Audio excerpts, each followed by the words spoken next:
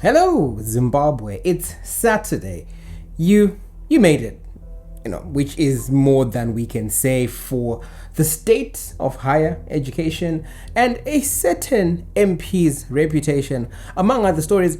Welcome to the Roundup, the Saturday Roundup with Maynard, where the truth is a guest of honor and sometimes it's the punchline too. So let's get into it.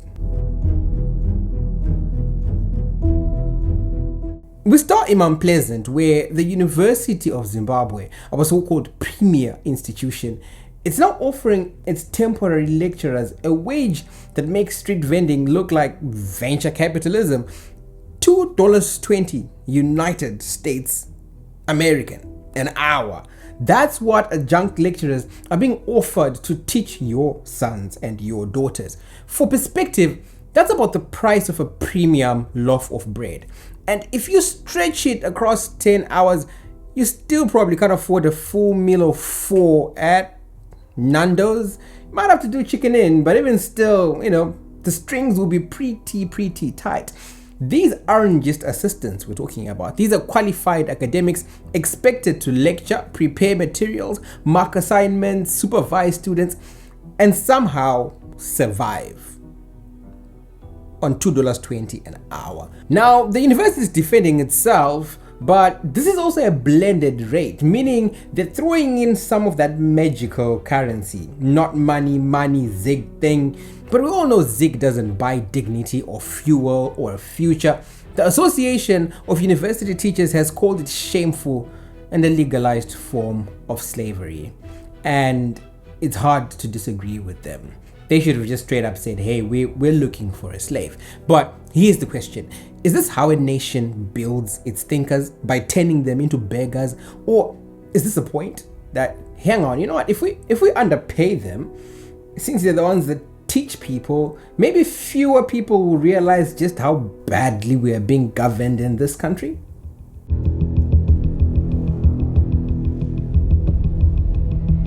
Now, let's pivot a little bit from underpaid lecturers to overexposed members of parliament. Zanu PF's youngest MP, Tanatswa Mkomberi, he allegedly found himself in kind of an entanglement that August Alsina would raise an eyebrow at. He matches him pound for pound. The Mashingo South MP was reportedly caught with a married woman at a lodge in Gweru. And no, it wasn't a hotel meeting about development projects, unless developing someone's marriage counts as something. The woman's husband, Wilson Mtambwani. Yeah, it has to be Mtambwani. I think I remember it correctly. My memory plays games on me, but Wilson Mtambwani, he didn't take kindly to the alleged affair. He stormed the lodge, found the pair in a car, assaulted the MP, and he took a pellet pew-pew to the Toyota. Not just to damage it, he opened fire on the car. And metaphorically on the whole idea of discretion. Mkomberi has since reported the case to the police. The husband is now facing multiple charges, probably from assault, malicious damage to property. He's pointed a firearm at someone. It doesn't matter, that wasn't a real one. But here's what's unclear. Why was the MP there to begin with? What were they discussing in the car at that hour? And shouldn't we be worried that our MPs are allegedly having family meetings in parking lots? Maybe, just maybe, Parliament should pass a bill. Think about it. MPs must not enter Marriages Act. Short title, the Side Chick Statute.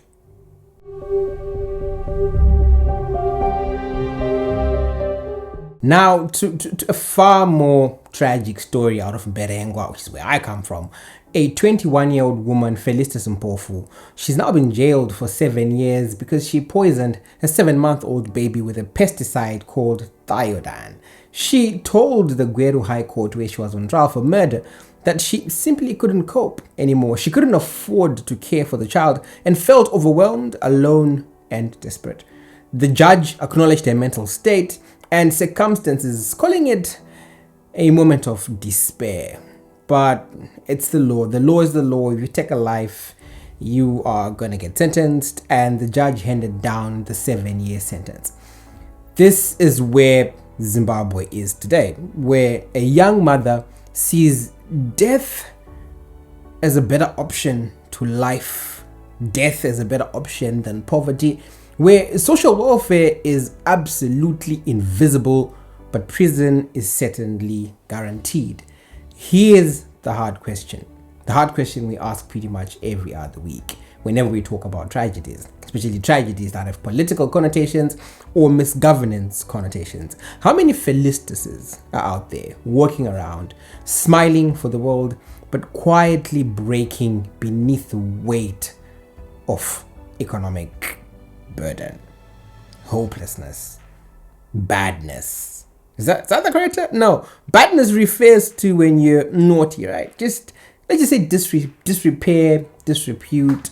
You know, that feeling of wanting more but feeling like you have absolutely no other option. This is Zimbabwe. We talk about being pro-life. Our constitution is pro-life. It's against abortions. But what life are we protecting if mothers feel forced to take their children's lives just to get some dignity? Think about it.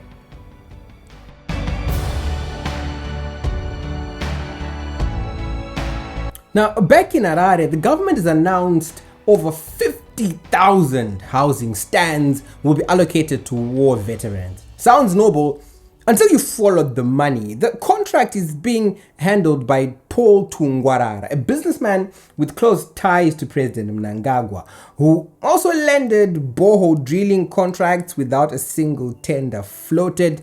We're talking about hundreds of millions here. Let me say this again. I've said it before, but I'll repeat it. No competitive bidding, no transparency, just another lucrative handshake under the umbrella of a presidential initiative. But here's where it gets quite interesting. The government says there are only about 30,000 surviving war veterans, but they're preparing 50,000 stands. 50,000 stands for 30,000 war veterans. Are we planning to get reinforcements for war veterans, or are we just rewarding loyalty with a little bit of real estate? It's like political pensions now come with a plot, but more than anything, it speaks to our housing. Like everything else in our country at the moment has become a political token, not a basic human right, but a loyalty card benefit. In most countries and most places, the government will go out of its way to procure stands for every citizen, war veteran, non-war veteran, opposition member, because housing ought to be a right for every single citizen in a country and those that are there legally. But that's not the case. And you do the math, 30 into 50,000, again, hundreds of millions of dollars. It's quite a lot happening with these initiatives. We are onto them, by the way. Something to keep an eye out on.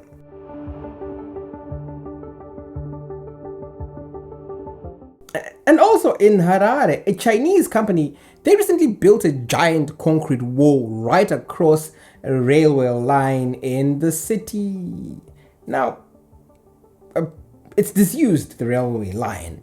But if you're wondering that surely they got permission from the city council, then you must be new here and you must be new to Zimbabwe. They didn't. Nope. No paperwork, no consultation, no approval. They just built a wall, as if monopoly rules now apply to Harare real estate.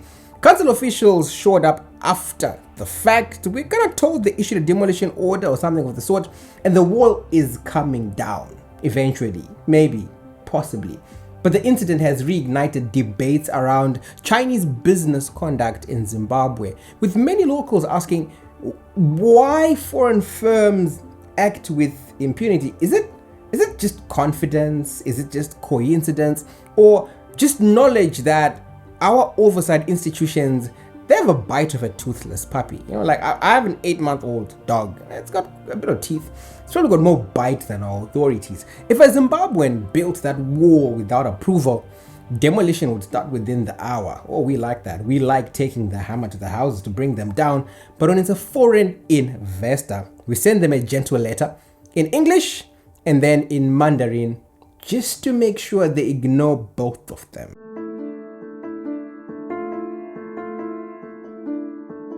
Lastly, the Minister of Education has revealed that Zimbabwe is facing a shortage of about 45,000 teachers. Yes, 45,000. The average classroom now has 45 pupils per teacher. In some cases, that goes above 60, and in about 10 that we did a pilot, we had some classes almost nearing 70. The government says it plans to recruit 8,000 more teachers, which is like trying to plug a dam with a toothpick. Let's be honest, our kids aren't getting an education anymore in public schools. They're attending crowd management sessions, and it's not just the numbers, it's the morale with the low salaries, the overcrowded classrooms, poor facilities, and even teachers, the ones that we have, they're leaving in droves to South Africa, to private schools, or to even sell tomatoes in the street in Kwazana, where at least the customers don't talk back too much.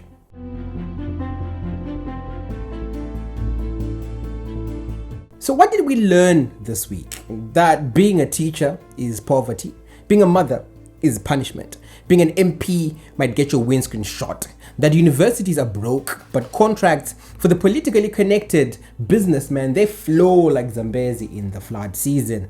Zimbabwe, we are a nation of brilliant minds, crushed by the weight of bad policy and buried under the rubble of corruption. But we're still here, still asking, still laughing, still thinking, still filming, still watching. Until next Saturday, I'm Maynard. This is your Saturday Roundup with me. Good morning, good afternoon, good evening, wherever, whenever, whatever time that you watch this. See you next week.